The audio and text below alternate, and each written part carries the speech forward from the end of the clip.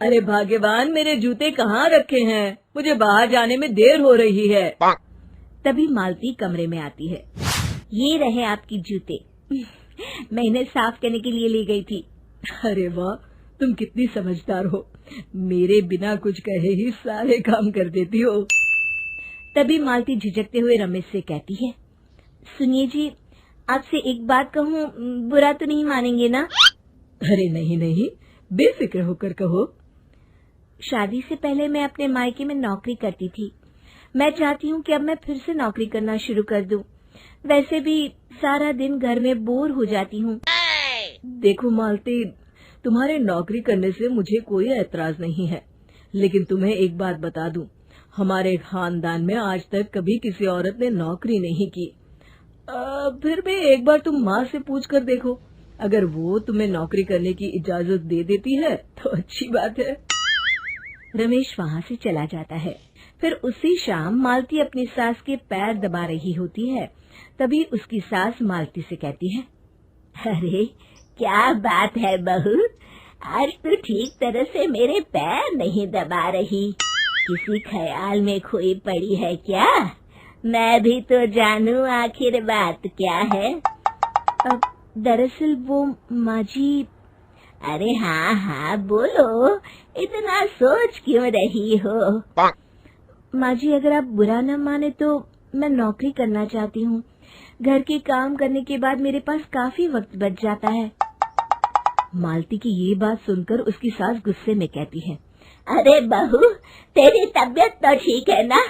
आज ये कैसी बहकी बातें कर रही है? भला हमारे खानदान में आज तक कभी किसी औरत ने नौकरी की है जो तू नौकरी करने की बात कर रही है, हैं? अरे बहू, तू क्या रिश्तेदारी में हमारी नाक कटाना चाहती है? जितना जल्दी हो सके अपने दिमाग से नौकरी का भूत उतार दे, और अब जा, जल्दी से रसोई में जा, खाना बनाने का वक्त हो रहा है। मालती मन मार कर खाना पकाने के लिए रसोई घर में चली जाती है। अगले दिन, नमस्ते माँ जी, कैसी हैं आप? अरे आओ आओ दिवाकर बेटा, बैठो, मैं तुम्हारे लिए चाय मंगाती हूँ। बहू, जरा एक कप चाय तो लेती आना। फिर दिवाकर एक फाइल खोलकर मालती की सास के सामने रख देता है। ये देखिए माँ जी, ये है पिछले महीने का हिसाब और ये रहे मुनाफे के रुपए। एक बार हिसाब देख लीजिए और इन कागजों पर अपने दस्तखत कर दीजिए। अरे दिवाकर बेटा, मैंने भला आज तक कभी तेरा हिसाब देखा है जो अब देखूंगी? ला बता, कहाँ दस्तखत करूं?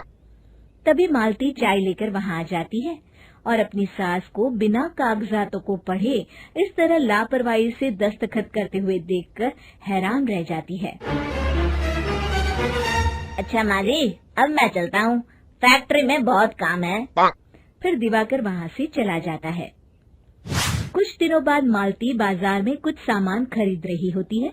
तभी एक बूढ़ा आदमी उसे आवाज देता है, अरे मालती बेटी, कैसी हो? मुझे पहचाना? मैं तुम्हारी कंपनी में मुनीम का काम करता हूँ। हाँ चाचा जी, मैं आपको बिल्कुल पहचानती हूँ। कहिए, कैसे हैं आप? मैं तो ठीक हूँ।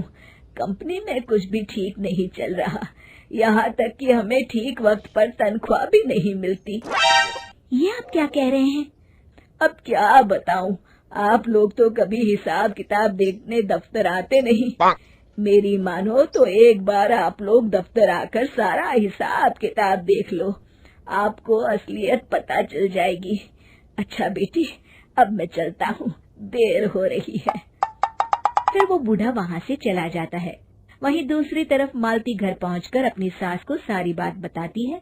तभी वहाँ रमेश भी आ जाता है, लेकिन मालती की सास मालती की किसी भी बात पर विश्वास नहीं करती। तभी रमेश कहता है, अरे माँ, बिना आग के कभी धुआं नहीं उठता। जब मालती इतना कह रही है तो हमें एक बार दफ्तर चलकर देख लेना चाहिए।